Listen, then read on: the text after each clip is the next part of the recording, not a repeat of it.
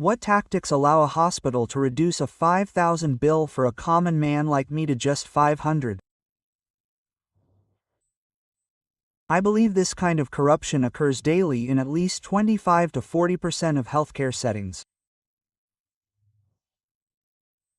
Okay, I don't even know what injection the patient is receiving. Sometimes they might even inject sterile water. Okay, they might say they gave me penicillin. Otherwise, they might say they gave me antibiotics. Okay. When I diagnose the flu, I don't need antibiotics. Yes. Okay. Why give them antibiotics?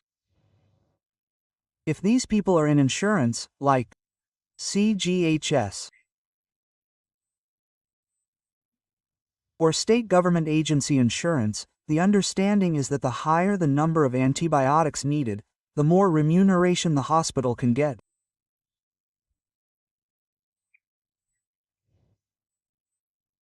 So I've also heard that some people from other hospitals say that those who work in insurance put pressure on the doctors because the management puts this pressure on the doctors. Hey, brother, prescribe antibiotics. You should write on the paper that you're prescribed intravenous antibiotics. Even if you haven't, we should write that you're giving them. Even if you're giving oral antibiotics, we should write that you're giving IV antibiotics. And the more expensive antibiotics are the more costly ones. If we prescribe more, we'd get more reimbursement. Look, there's a flaw in the system as well, Mr. Shamani. Let me explain what the flaw is. Central government, state government, and public agencies like that, okay? When a patient is admitted to a hospital, they need a lot of other things. They need gloves for infection control, okay? Sanitation issues, and all of these things. Patient gowns, they don't cover any of the costs. So, these hospitals have to manage this. So, they know that if you do this or that, they'll get money from that. So, there's a bit of a system flaw. Okay, that this has been going on for years.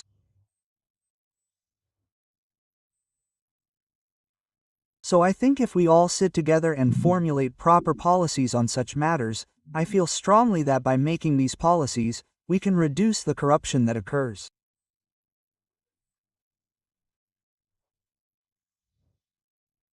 But there are many hospitals that use even more unfair tactics.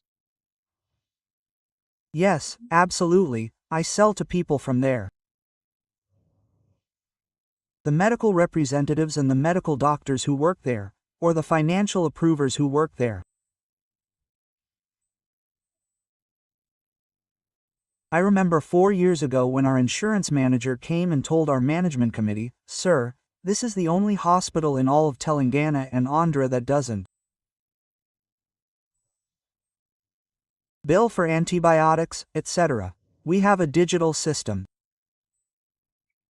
When we're starting at Continental, we're starting with a completely digital system." What does that mean? Our records are electronic medical records. Doctors can't write anything on paper. What does that do to us? Question mark. Once you enter it into the computer, you can't change it. Quote, "I've told them to record what they owe patients." What changes are they asking for?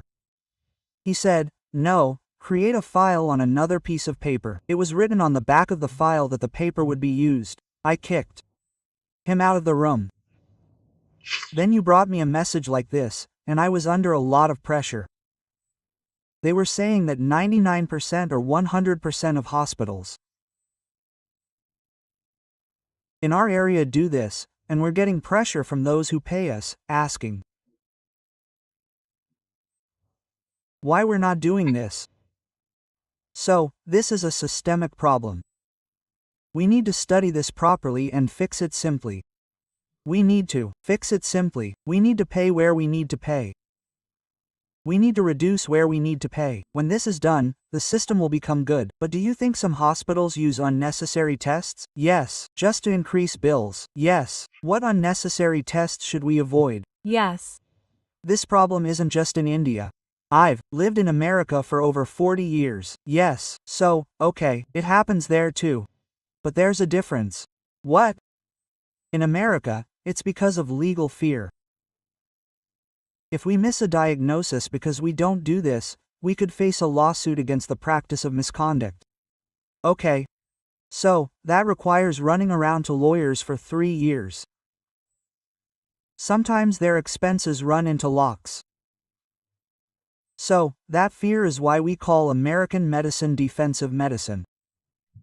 For this defensive medicine, we have to do so many tests. But what do we have? You know, good doctors are everywhere. We have them in India too. In every city. You know, in our hospitals, there are good doctors everywhere. They are always connected to the doctor's intentions. Okay, if there is proper management oversight in the hospital. Okay, there is oversight. A proper policy framework is created. Such businesses don't operate in those hospitals. So, when they're not monitored, oversighted, there are no committees, no reviews, how do doctors benefit? Doctors understand that if they generate this much revenue per month, they'll receive this much. If their revenue is low, their bonuses and incentives will be reduced. So that's a problem. It should be a doctor's policy and oversight. If someone has bad intentions, then the oversight should call those doctors to a committee. They should be informed. They should be warned. If they say anything, they should be fired. I started my hospital with the same philosophy that Continental brought to India from America. I didn't start it as a corporate hospital. I ran it as an institution. During my 4 to 40 years there, I served on various committees, from chief of staff to president of the hospitals. His training, his observation, I wanted to bring him back to India. Okay? So with that intention I came back. With that intention not to start a corporate hospital. But can we do that? So a doctor's intention, oversight committees, review, stewardship programs, education and silent information are also needed. Okay? If that happens, the hospital will run perfectly. Thank you so much for watching this clip till the end.